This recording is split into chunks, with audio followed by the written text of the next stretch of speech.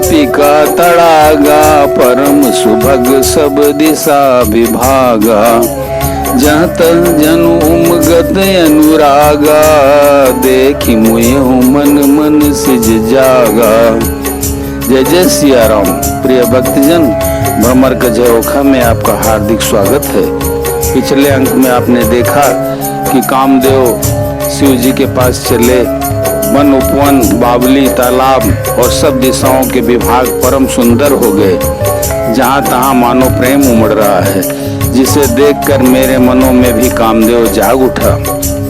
जागई मनोभव मुएहु मन बन, सुभगता न परई कहीं। शीतल सुगंध सुमंद मारुत, मदन अनल सखा सही। बिक से सरणी बहु कंज, गुंजत पुंज मंजुल मधुकरा। कल हंस पिक सुख सरस, रव करि गान नाचहि अप्सरा। मरे हुए मन में भी कामदेव जागने लगा। वन की सुंदरता कहीं नहीं जा सकती। कामरूप अग्नि का सच्चा मित्र शीतल मंद सुगंधित पवन चलने लगा। सरोवरों में अनेकों कमल खिल गए, जिन पर सुंदर भंवरों के समूह गुंजार करने लगे। राजहंस, कोयल और तोते रसीली बोली बोलने लगे और अप्सराएं गा गा कर नाचने लगी। सकल कलाकारी कोटि विधि, हारे हुसैन समेत। चली नय चल समाधि शिव को, हृदय निकेत। कामदेव अपनी सेना समेत करोड़ों प्रकार की सब कलाएं, सब उपाय करके हार गया, पर शिव जी की अचल समाधि न डिगी। तब कामदेव क्रोधित हो उठा। देखी रसाल बिटप बरसा, खाते पर चढ़े मदन मन माखा। सुमन चाप निज सर संधाने, अतिर सीता की श्रवण लगी ताने। आम के वृक्ष की एक सुंदर डाली देखकर मन में क्रोध से भरा हुआ कामदेव उस पर चढ़ गया। उसने पुष्प धनुष पर अपने 5 बाण चढ़ाए और अत्यंत क्रोध से लक्ष्य की ओर ताककर उन्हें कान तक तान लिया। छाड़े विषम विषख उर लागे, छोटी समाधि शंभु तब जागे। भयो ईश मन क्षोभ विशेषी, नयन उघारी सकल दिशि देखी। कामदेव ने तीक्ष्ण 5 बाण छोड़े जो शिव जी के हृदय में लगे। तब उनकी समाधि टूट गई और वे जाग गए। ईश्वर शिव जी के मन में बहुत क्षोभ हुआ। उन्होंने आंखें खोलकर सब ओर देखा। सौरभ पल्लव मदन बिलोका, भयो कोपि कंप्यो त्रयलोका। तब शिवती सर नयन उघारा, चितवत काम भयो जरि छारा। जब आम के पत्तों में छिपे हुए कामदेव को देखा तो उन्हें बड़ा क्रोध हुआ, जिससे तीनों लोग कांप उठे। तब शिव जी ने तीसरा नेत्र खोला। उनके देखते ही कामदेव जलकर भस्म हो गया। हाहाकार भयो जग भारी, डर पे सुर भय असुर सुखारी।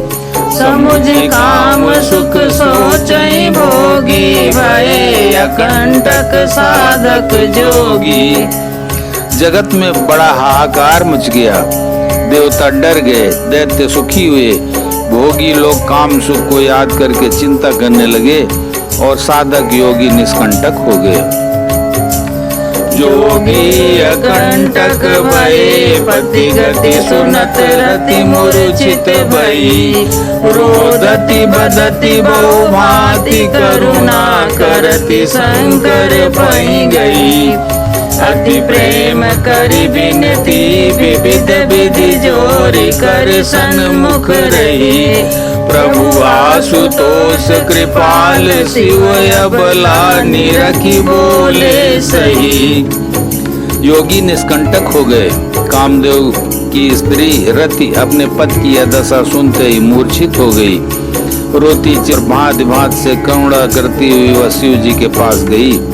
अत्यंत प्रेम के साथ अनेकों प्रकार से विनती करके हाथ जोड़कर सामने खड़ी हो गई। शीघ्र प्रसन्न होने वाले कृपालु शिव जी अबला असहाय स्त्री को देखकर सुंदर उसको सांत्वना देने वाले वचन बोले।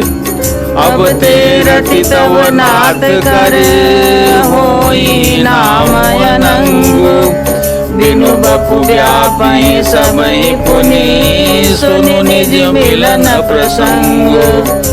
हे रति, अब से तेरे स्वामी का नाम अनंग होगा, वह बिना ये शरीर के सबको व्यापेगा।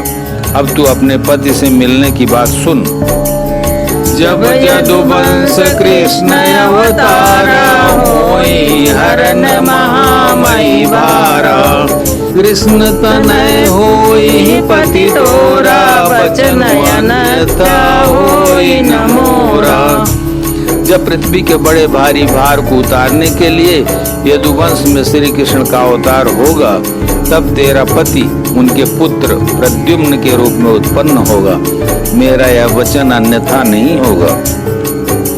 रति गवनी सुनि शंकर बानी, कथाय पर अब कहूँ बखानी। देवन समाचार सब पाए, ब्रह्मादिक वैकुंठ सिधाए। शिव जी के वचन सुनकर रति चली गई। अब दूसरी कथा बखान कर विस्तार से कहता हूँ। ब्रह्मादि देवताओं ने ये सब समाचार सुने तो वे वैकुंठ को चले। सब सुर विष्णु विरंचि समेता, गए जहाँ शिव कृपा निकेता। पृथक पृथक तिन कीन प्रशंसा, भये प्रसन्न चंद्र अवतंसा। फिर वहाँ से विष्णु और ब्रह्मा सहित सब देवता वहाँ गए जहाँ कृपा के धाम शिव जी थे। उन सब ने शिव जी की अलग अलग स्तुति की। तब शशिभूषण शिव जी प्रसन्न हो गए। बोले कृपा सिंधु वृष केतु, काहू अमर आए के हेतु। कह विधि तुम प्रभु अंतर्यामी, तब भगति बस बिनवहु स्वामी। कृपा के समुद्र शिव जी बोले, हे देवताओं कहिए आप किस लिए आए हैं। ब्रह्मा जी ने कहा, हे प्रभु आप अंतर्यामी हैं, तथापि हे स्वामी भक्ति बस मैं आपसे विनती करता हूँ। सकल सुरन के हृदय अस, शंकर परम उचाऊ। निज नयन नहीं देखा जाए, नाथ तुम्हार विवाह। हे शंकर, सब देवताओं के मन में ऐसा परम उत्साह है कि हे नाथ वे अपनी आंखों से आपका विवाह देखना चाहते हैं। यह उत्सव देखिए भरी लोचन, सोई कछु करहु मदन मद मोचन। काम जारी रति कहूँ बर दीना, कृपा सिंधु यह अति बल कीना। हे कामदेव के मद को चूर करने वाले, आप ऐसा कुछ कीजिए जिससे सब लोग इस उत्सव को नेत्र भर कर देखें। हे कृपा के सागर, कामदेव को भस्म करके आपने रति को जो वरदान दिया सो बहुत ही अच्छा किया। सासत करि पुनि करहि पसाऊ, नाथ प्रभुन कर सहज स्वभाव। पार्वती तप की नय पारा, करहु दासु अब अंगीकारा। हे नाथ, श्रेष्ठ स्वामियों का यह स्वभाव ही है कि वे पहले दंड देकर फिर कृपा किया करते हैं। पार्वती जी ने अपार तप किया है, अब उन्हें अंगीकार कीजिए। सुन विधि विनय समुझ प्रभु बानी, सही हो कहा सुख मानी। तब देवन दुंदुभि बजाई, बरसि सुमन जय जय। ब्रह्मा जी की प्रार्थना सुनकर और प्रभु श्री रामचंद्र जी के वचनों को याद करके शिव जी ने प्रसन्नता पूर्वक कहा, ऐसा ही हो। तब देवताओं ने नगाड़े बजाए और फूलों की वर्षा करके जय हो देवताओं के स्वामी की जय हो ऐसा कहने लगे। अवसर जानि सप्त ऋषि आए, तुरत गिरि भवन पठाए। प्रथम गए जा रही भवानी, बोले मधुर वचन छल सानी। उचित अवसर जानकर सप्तर्षि आए और ब्रह्मा जी ने तुरंत ही उन्हें हिमाचल के घर भेज दिया। वे पहले वहां गए जहां पार्वती जी थी और उनसे छल से भरे मीठे विनोद युक्त आनंद पहुंचाने वाले वचन बोले। कहा हमार न सुनो तब नारद के उपदेश, अब भा झूठ तुम्हारे पन जा रे काम महेश। नारद जी के उपदेश से तुमने उस समय हमारी बात नहीं सुनी, अब तो तुम्हारा प्रण झूठा हो गया, क्योंकि महादेव जी ने काम को ही भस्म कर डाला। सुनी बोली मुस्काई भवानी, उचित कयो मुनिवर विज्ञानी। तुम्हारे जान काम अब जा रहा, अब लगी शंभु रहे। यह सुनकर पार्वती जी मुस्कुराकर बोली, हे विज्ञानी मुनिवरों, आपने उचित ही कहा। आपकी समझ में शिव जी ने कामदेव को अब जलाया है, अब तक तो वे विकार युक्त कामी ही रहे। हमरे जान सदा शिव जोगी, अज अनबद्ध कामय भोगी। जो मैं शिव से यस जानी, प्रीति समेत कर्म मन बानी। किंतु हमारी समझ से तो शिव जी सदा से ही योगी, अजन्मा, अनिंद्य, काम रहित और भोगहीन है।